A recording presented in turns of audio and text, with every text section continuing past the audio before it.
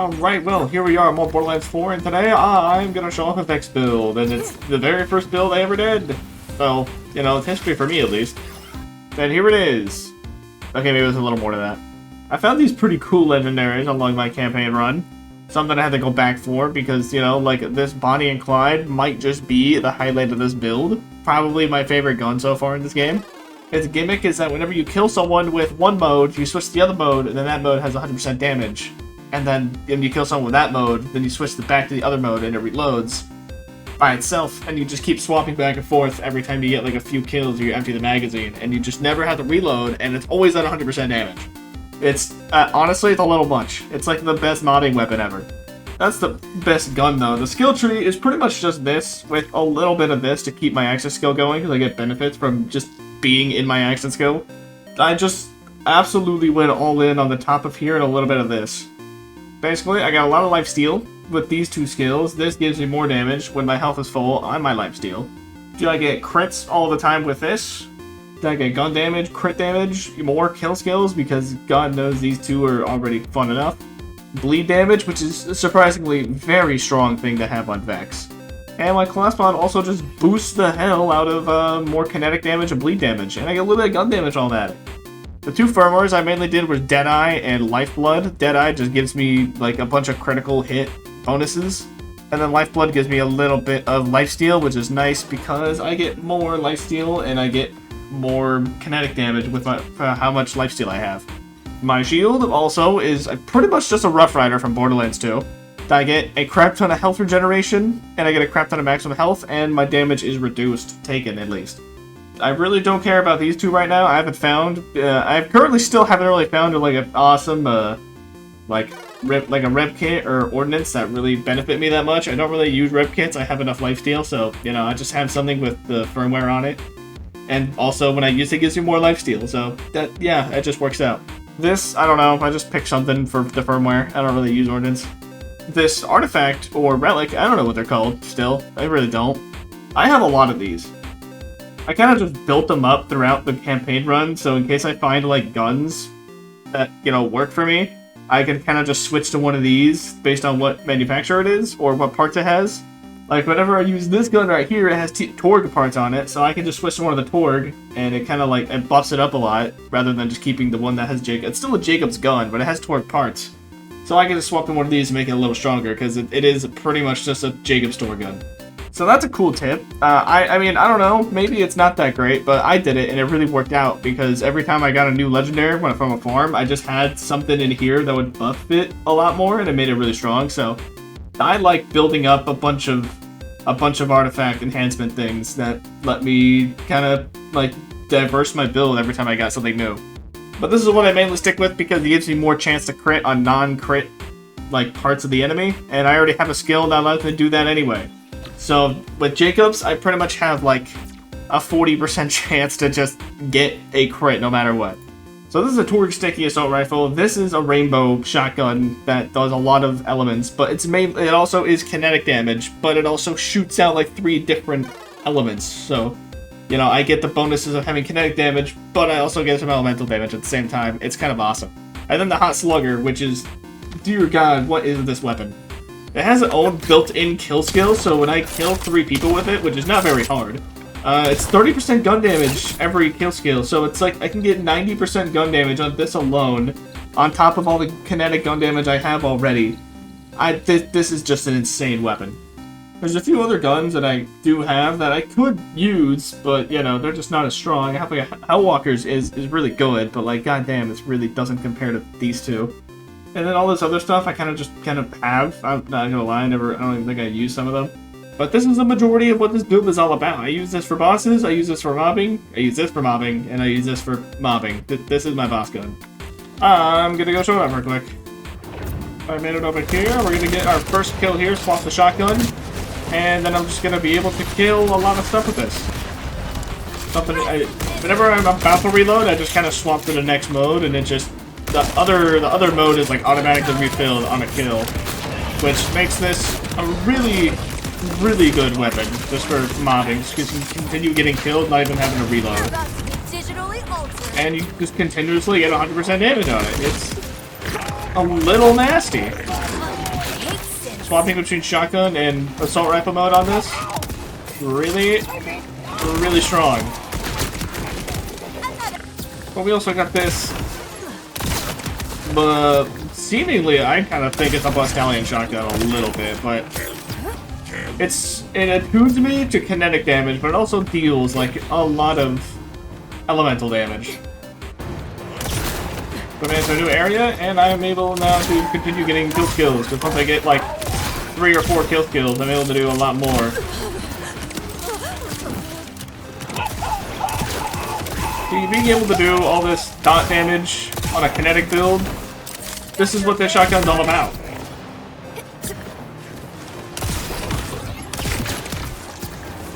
This is just... goddamn, and what's cool about it is that you can actually randomize 3 random elements on it. Like, I randomized these 3 elements, which is pretty damn good. I think it's, yeah, cryo, shock, and fire, which... I mean, I don't think I could have gotten a better combo. And then it just also leaves a puddle. Oh, no, please! Okay, I guess I'm going this way now.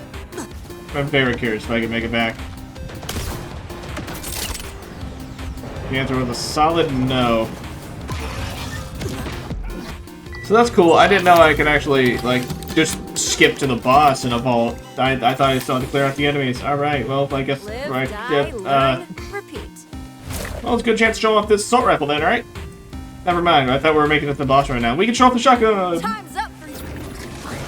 I planned this whole thing out from the start, actually, as it turns out. And yeah, I don't even need the kill skills to one-shot people in this. This isn't a crazy shotgun. Why I even use the other shotgun? I don't know, because it's fun. I mean, yeah, I could really just use this gun to mob in general, but like, you know, why would I? Can you please die? So this crystal. Okay. Anyway, yeah, the shotgun's kind of like disgusting. It's absolutely vile, and I don't know why. And it's gonna get nerfed, but like, we can enjoy it while it lasts, you know. So yeah, pretty much just one shot like most mobs. And after a few kill skills, you're one-shotting every single mob. That's what this thing does. And then we got this one, which is a Toric Sticky. I got the crank version of it, which means it's a Toric Sticky assault rifle that is also it's a Jakobs assault rifle with Toric Stickies, and it has a very large mag. I usually tend to use this one for bossing, which it looks like we're gonna do here in a second. But when I do that, I usually swap this out. I've been using this whole time, which just gives me more crit chance on Jakobs hits, but normally, depending on the boss, right, I don't remember, but if it's like an easy crit, I usually go with this, because I can just stack crits with this, and it also gives me, this will also give me gun crit damage, and I usually go with this one for assault rifles. This one, if I have a sniper rifle, then I would go with that one, but this one's really good for, like, if they have big crits. And if they don't have big crits, though, I can just go with this, which would just give me, like, a lot more just gun damage with the assault rifle, so a little bit more crit damage, and also the sticky magazines do 50% of the gun damage on impact, which is also really good. I think we're gonna do this one to begin with. Alright, Ball Monster. Show me. Oh my god, please stop moving so much. Now, hold on. Give me a second for me to reload here. You know? I was really hoping it would do a little more. I forgot how chunky these Bolt Monsters are. But that was still half of his shield in one mag. One more mag, without missing, and it might erase the rest of his shield. He's going in vulnerability phase.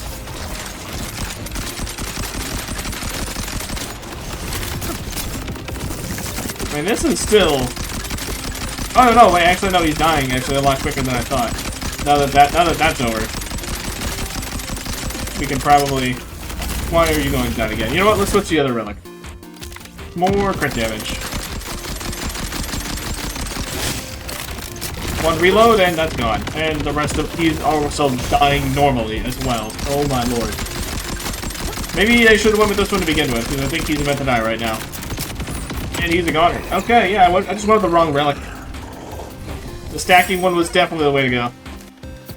But yeah, I think if I went with that relic to begin with, it would have been a little quicker of a kill, but it still was pretty effortless with this gun. I don't know where I got some of these guns. I didn't explain that earlier, but that's pretty much a build Showoff. I just took on a vault pretty goddamn easily. Where I got the Bonnie and Clyde, you may ask? I got it right here in this. If you make it far enough into the campaign, you can make it into Dominion, which is the last place of the campaign. And down here, like near the bottom right, there's this resolve here, which you have to actually do a side mission to do it. I completed it, but it was one gassy issue. It's like found somewhere down here. And then once you do that side mission, it unlocks you to be able to actually take this on, because you have to like unlock the gas thing so you can actually get this wall down. And then you can farm this boss for the Bonnie and Clyde, which is a really fun rifle.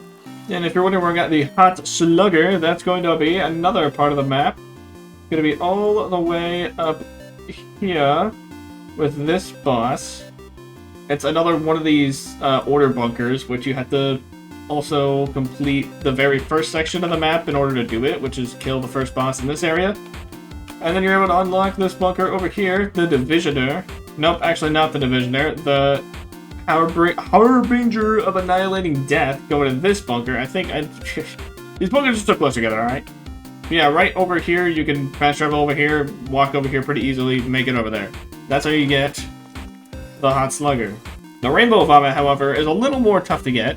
You get it from this area, but you also have to do a very long chain of side missions, which is the Electi side missions.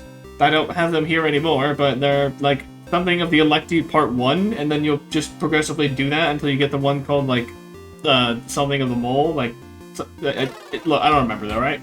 But you do some side quests here, like hunt for the Electi Part 1, Part 2, and then go through that. And then you'll be able to farm this guy, Leader Willem, and then he will drop the Rainbow Vomit, which is pretty freaking awesome. And last but not least, the Ambushing Rowan's Call, which actually also is the same drop. I got it from the same person as the Bonnie and Clyde, which was right here from Directivo in the same area as this. So he actually drops both of those weapons. So he's a really good farm for, you know, just damn good weapons. I'm pretty sure he also dropped, I think I still have it, yeah, the Whiskey Foxtrot, which I know the Whiskey Foxtrot made it back into this game as like a gun. It's not that bad. It was okay, but like I'm kind of a Jakobs build, so you know I kind of didn't use this that much. So if you want that too, that's there. And then all this other stuff I kind of just found, except for the shield. Actually, I should probably the Timekeeper's new shield. You get it from the Timekeeper. I'm not gonna say where he is on here just in case of spoilers, but you know where the Timekeeper is. The Timekeeper drops this shield, which I didn't actually explain at all what it does. Anyway, I think that's going to be the build video. I'm probably not going to play this character again until, you know, like the next DLC comes out or something. Because I'm pretty sure I've taken on all the endgame content. There's not that much. And I farmed a good build, so I guess I'm moving on to the next character, which will probably be uploaded at some point soon, so be ready for that. Anyway, that'll be it for this video. Thank you for watching, and I'll see you later. Bye-bye.